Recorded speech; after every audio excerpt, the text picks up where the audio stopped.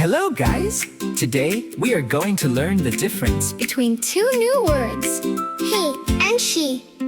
Do you know how to use them? Follow me and let's learn!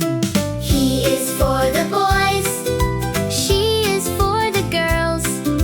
He is for the boys, and she is for the girls. One example. She is my sister. She is my mom. She is my grandma. My number one. She is my sister. She is my mom. She is my grandma. She's my number one.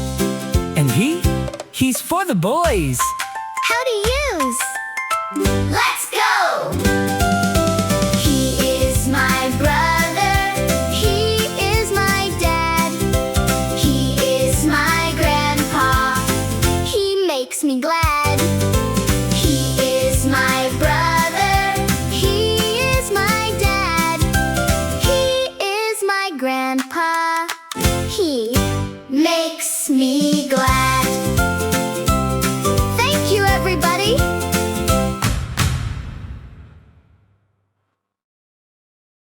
The Bluebeenies, the Blue